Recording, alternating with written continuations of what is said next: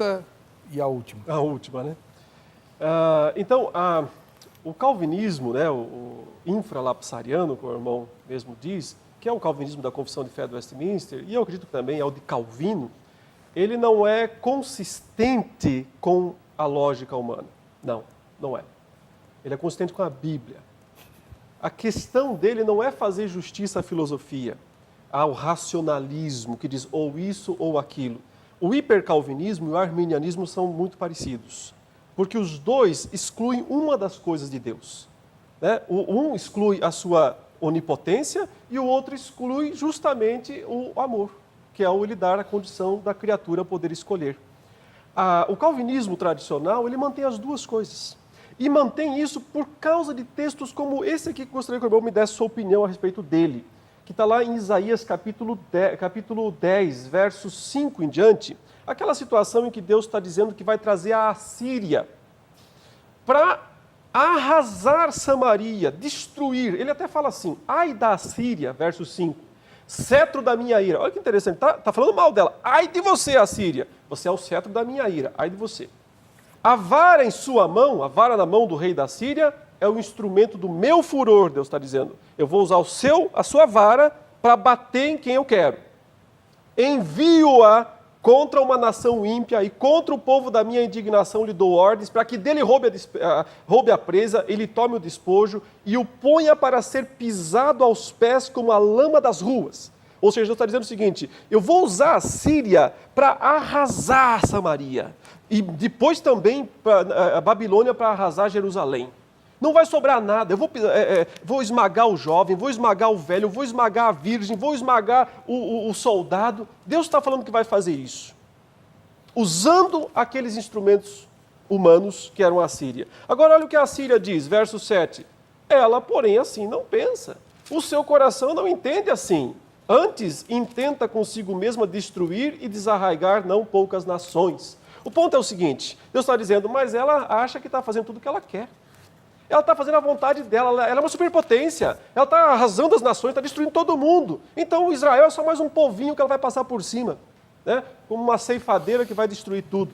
Mas Deus está dizendo, não é assim. Eu estou usando você como meu cetro, como meu instrumento, para bater no meu povo. E digo mais para você, e aí está a coisa mais interessante, né? O verso 12 diz, por isso acontecerá que, havendo o Senhor acabado toda a sua obra no Monte Sião e em Jerusalém, quando ele acabar de destruir Jerusalém, ele vai castigar a arrogância do coração do rei da Síria. Mas ele não usou o rei da Síria para isso. Como é que Deus pode castigar o coração do rei da Síria se ele acabou de dizer que ele que trouxe o rei da Síria para fazer isso? Como que o arminianismo explica isso só na ideia da previsão, da presciência? 3 minutos, pastor.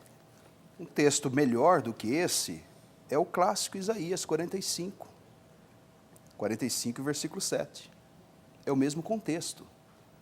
Como é que Deus pode chamar de Ciro, meu ungido, sendo ele um ímpio? A quem tomo pela mão direita para abater as nações ante a sua face, tal. Aí mais para frente ele vai chamar, também chama Israel de meu servo, né? Parece uma louca contradição. E o versículo de número 7, que é o clássico versículo do mal circunstancial. Eu formo a luz e crio as trevas, faço a paz e crio a guerra. Eu, Senhor, faço todas essas coisas.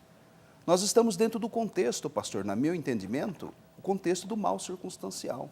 O irmão volta, como no caso de José, ao mal circunstancial. Nós já estamos dentro da esfera da queda, do mundo material.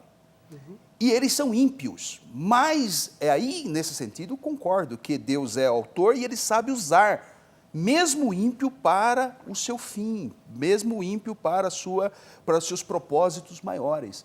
Mas essa questão não toca o mal moral. Não toca a determinação do mal moral, que é antecedente. Então, em que sentido eu formo a luz e crio as trevas? Faço a paz e crio o mal? No sentido circunstancial. O próprio Calvino vai chamar de lunáticos quem discorda dessa interpretação de mal circunstancial nessa passagem clássica, né, de Isaías 45 e 7. Então, para o arminianismo, nós estamos tranquilos em relação a essa questão. Uma vez que Deus é perfeito, ele não pode ser tentado pelo mal, e Deus a ninguém tenta. Qualquer um que é tentado, segundo Tiago, é tentado pelas suas próprias concupiscências, pelo seu próprio pecado. Então, quando Ciro for julgado e condenado, ele é condenado porque ele era ímpio.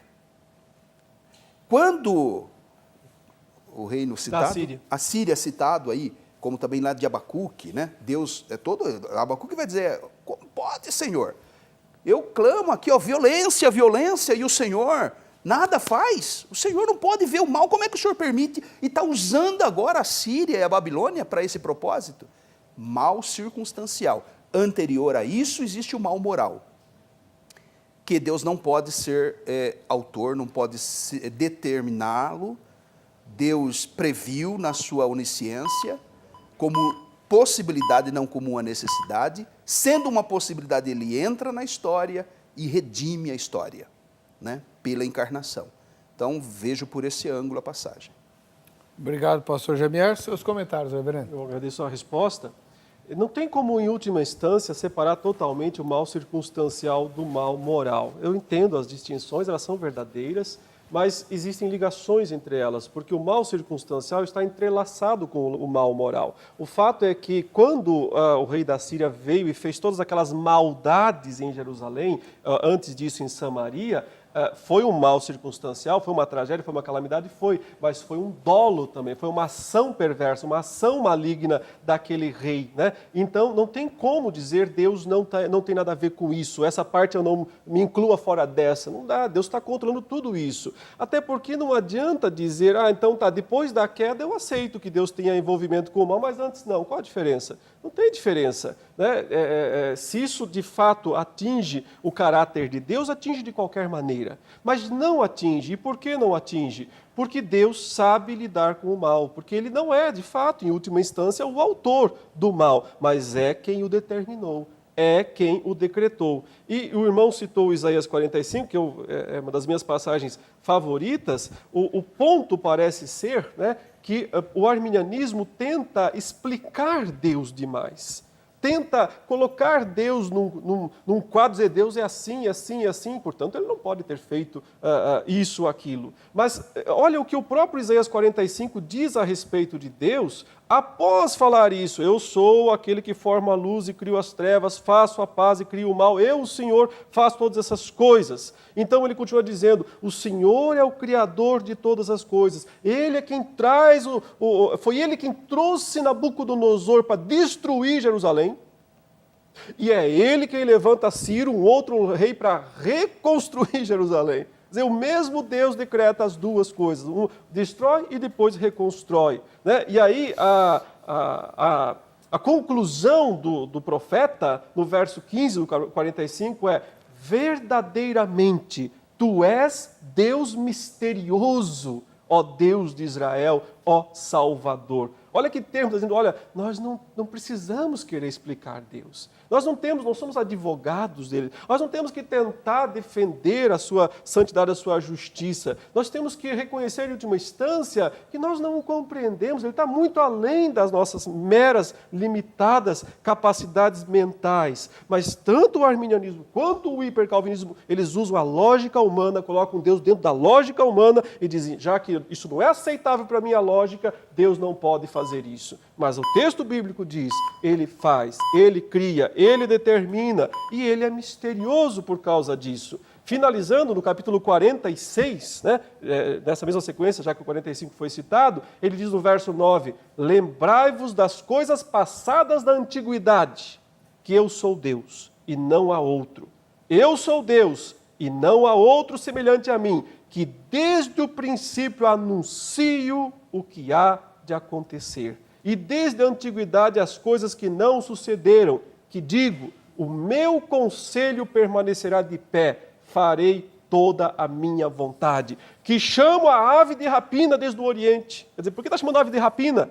Porque vai ter carne para comer, porque vai ter mortandade, matança.